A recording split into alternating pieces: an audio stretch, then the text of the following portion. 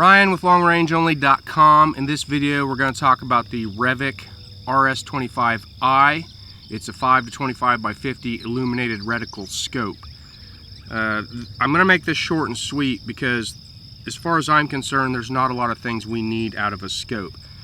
And before I can even consider using it on a hunting rifle, the tracking has to be good and it has to be durable. It's not going to lose point of impact or have point of impact shifts when you're shooting the rifle, when it gets bumped, when you're on hunts and that type of thing.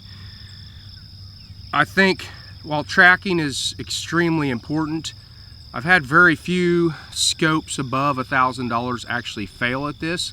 They are man-made. They do fail from time to time. I don't care what brand it is, they will fail. But that's the thing that I think that happens a lot less than actual point of impact shifts or internal shifts in the scope. We've had this for quite a while, probably really longer than I would typically do for a review, but I've tried to break this. I've actually physically tried to break it. Outside of going so far as to, put dents in the tube and things like that, and I can't break it. It seems to be holding up extremely well. Now this is just one unit, and time will tell, but I have no concerns as far as durability goes on the scope. So tracking, durability, they're a must. Glass, I think it's overrated. It obviously has to allow you to be able to shoot at first light and last light.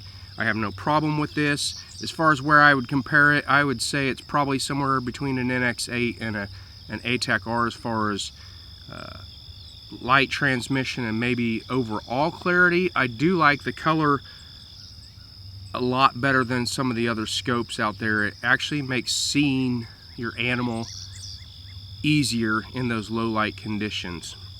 So the glass, as far as I'm concerned, is something that is usable for hunting conditions. Okay, it does have a capped windage. If you take the cap off here, you're going to see a turret that is 100% usable without the cap, and it's actually a really nice turret underneath the cap. So usable is definitely not giving it justice. It's a really nice turret, just covered up with a cap.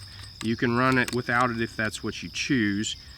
Okay, the zoom throw lever is very smooth, and it has a cool feature where you can loosen a screw or take out a screw right here in the throw lever, and you can move this zoom ring to a place that's better for you. Maybe you don't like it there and you want it in a different location. It can be moved by taking that screw out, moving it, and putting that screw back in.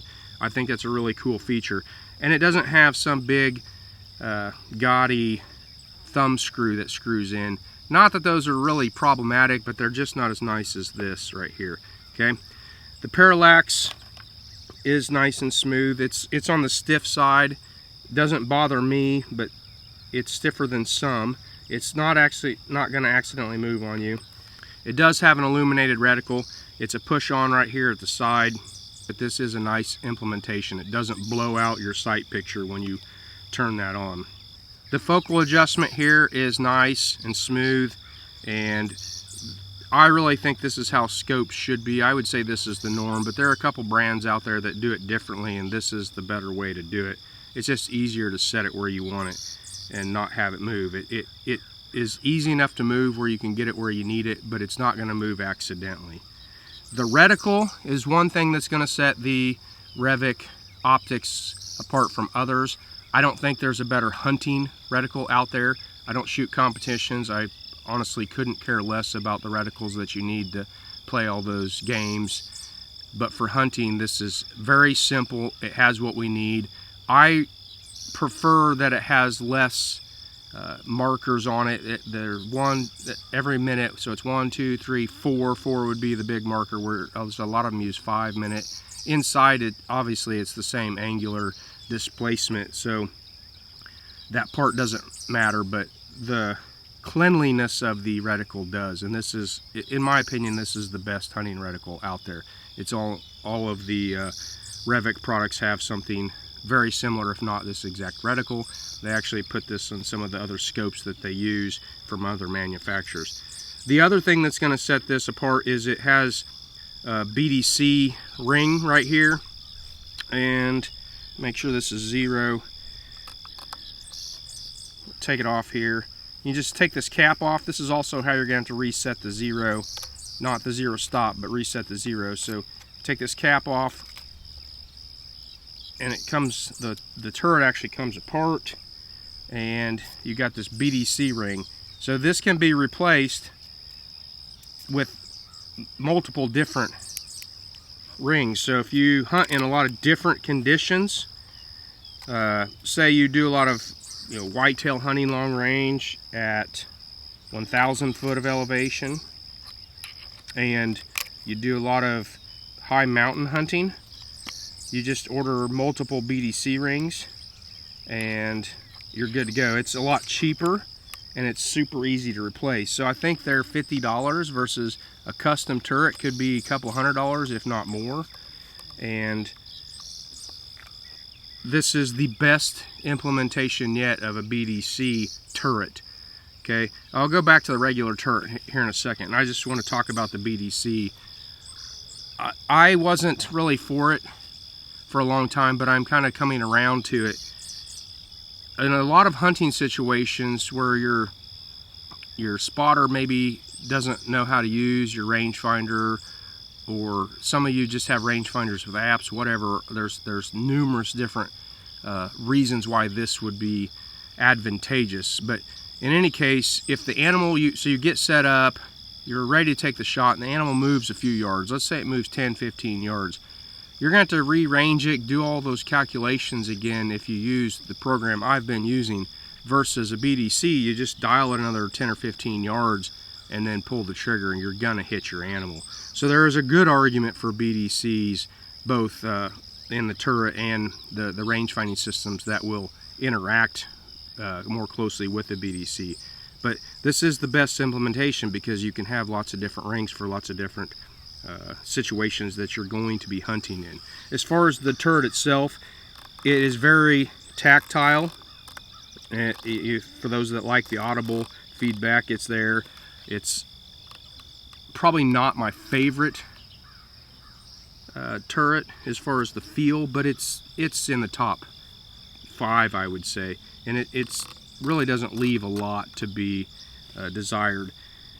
It's definitely not gonna make it so you can't count the clicks or you get lost on the clicks or whatever, so definitely good there. The size is a good size. It's not too big, and it does weigh, I think this is right around 38 ounces.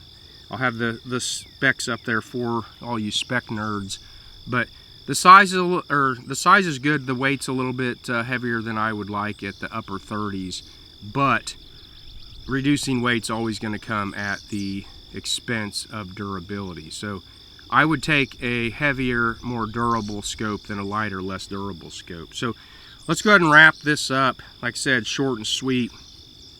The Revic RS25i Acura has a lot of the things that we want in a long range hunting scope. The sizes is nice and small, and the weight is a little on the heavy side, but it's something I would take, like I said, over a less durable scope. It has illuminated reticle.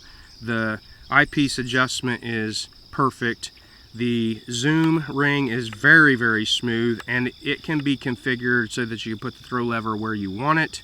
The reticle is one of the best, if not the best, hunting reticles on the market.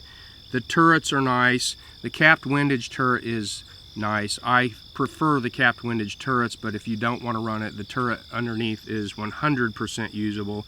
The BDC ring sets this apart from other scopes. You can change out different rings for a lot less money, have multiple different hunting situation BDCs ready to roll.